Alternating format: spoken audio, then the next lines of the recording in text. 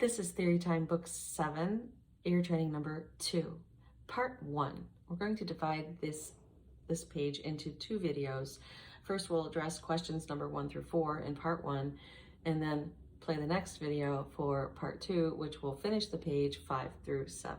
Okay, here we go. In question number 1, you're going to hear 7 ascending intervals in a major scale, all beginning on C. Write the type and size of intervals on the lines below. Each interval will be either major or perfect. So first, they're assuming that you know the difference between major and perfect. The perfects are 4 and 5 and 1 and 8. 1, 4, 5, and 8, right? Then everything else is major, which means 2, 3, 6, and 7 are going to be major. You're going to write down on your paper, for example, if it was a fourth, you're going to write a capital P followed by a 4. If it's a major 7, you're going to write capital M 7, and the capitals do matter. Here we go. Here is A. Don't forget about listening for the groupings. Is it an ugly? Is it a pretty? Is it a tune? Is it the same pitch? 1 or 8. If you're not sure what I'm talking about, just skip over to ear training number 1 of level 7, and I discuss how we categorize these intervals to help you be a better ear training detective. So here we go. A.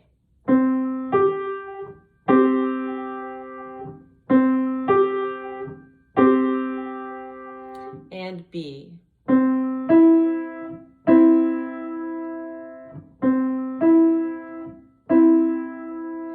And C.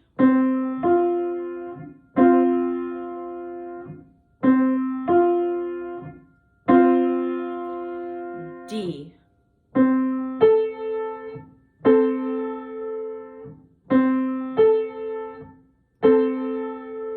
E.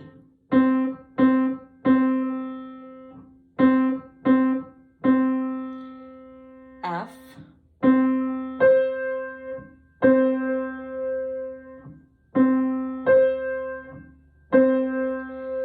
And G.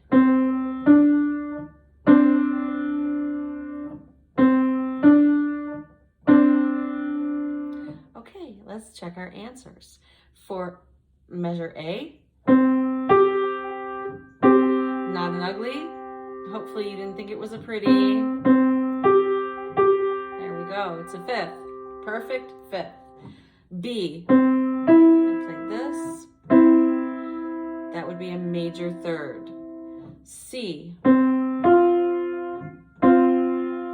perfect 4th. D, that's a 6th, a major 6th.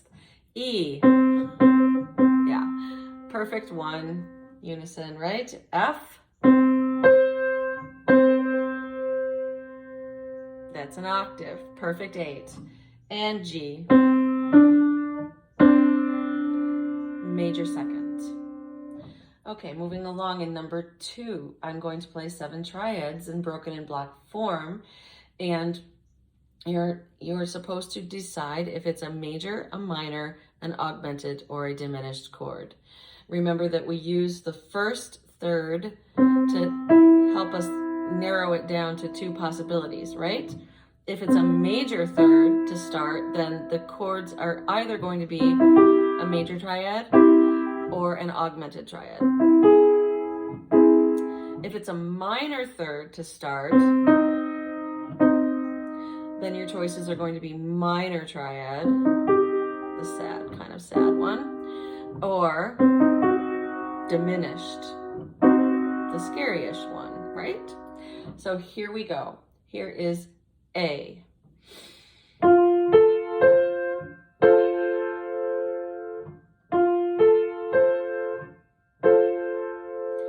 And B.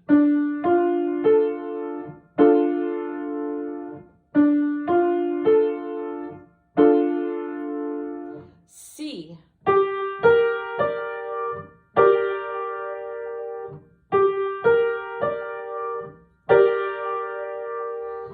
D.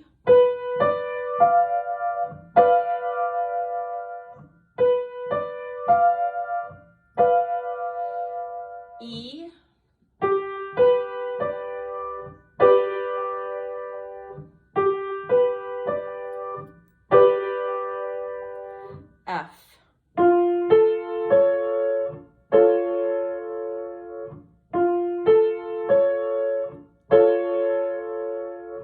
G.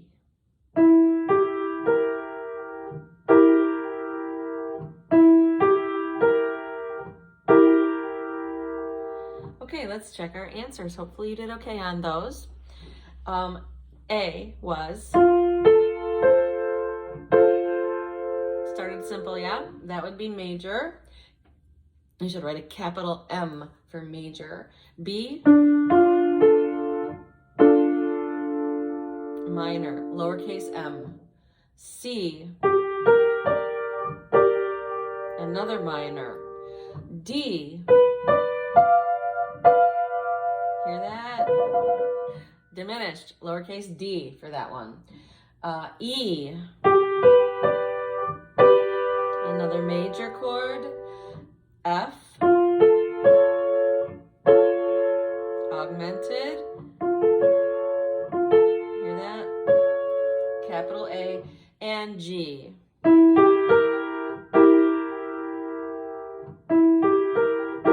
That's diminished. Okay, next, question number 3 is rhythmic dictation. For rhythmic dictation, you have been given one of 4 total measures.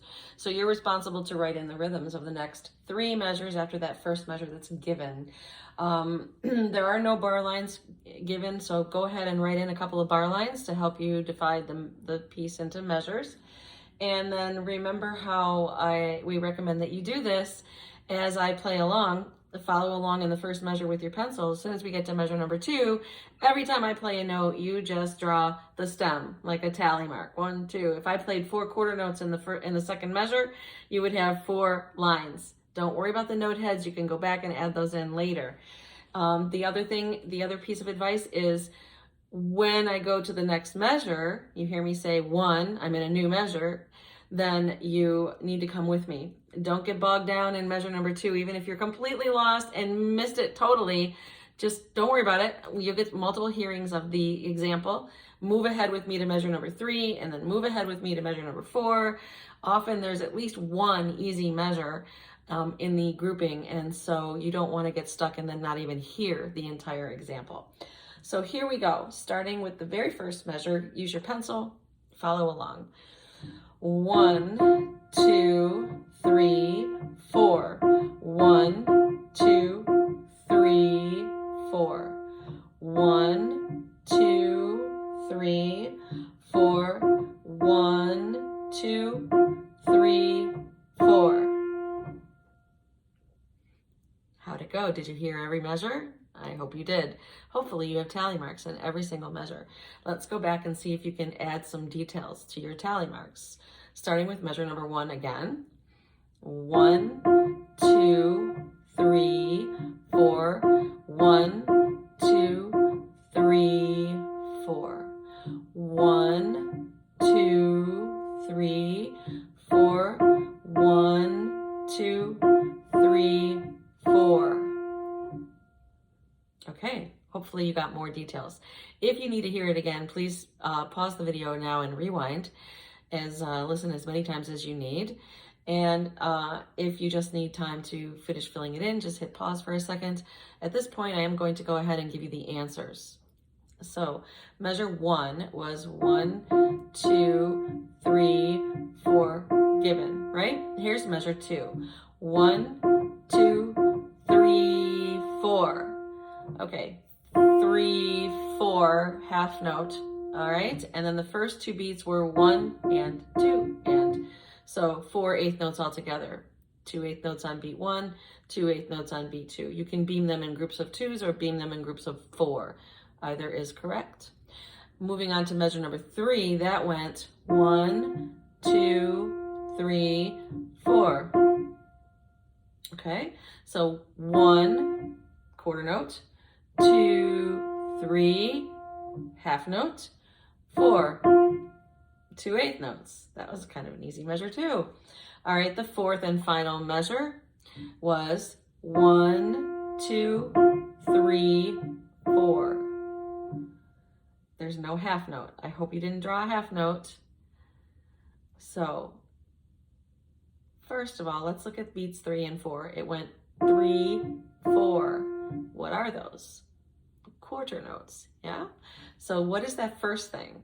It went 1, 2, yes, dotted quarter note, dotted quarter note followed by a single eighth note with a flag. So that whole measure was 1 and 2 and 3 and 4 and, okay, good job. Moving on to number 4. Number 4 is melodic dictation. Again, you haven't been given 4 measures, so please put in 2 more bar lines to divide it into 4 total measures. You've been given measure number 1, and your job is to fill in the melody and rhythm for the other 3 measures. On this one, instead of doing the tally marks, the stems, I suggest that you just do whole notes as the melody moves up and down. Try to listen for steps and skips. But your job in melodic dictation is to get the melody down, yeah? So at least if you kind of, even if you're not exactly on the right notes, you're getting the gist of the shape of the melody, and when you hear it more times, you can kind of fine tune and clean it up.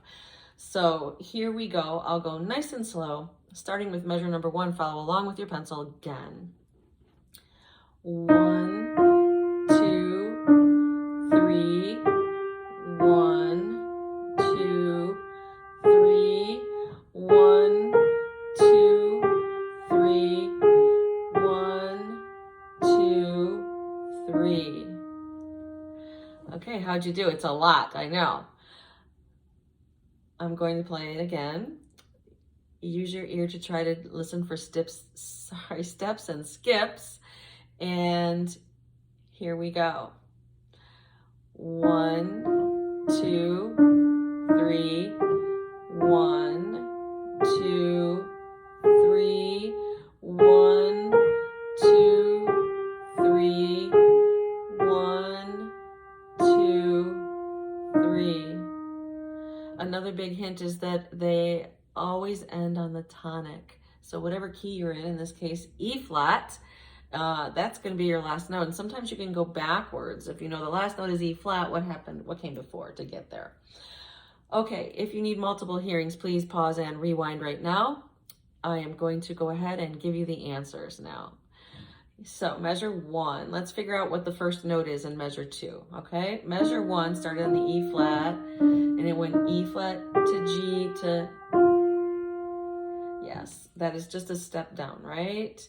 That last beat of measure 1 was E flat to G. There it is. So hopefully you do F.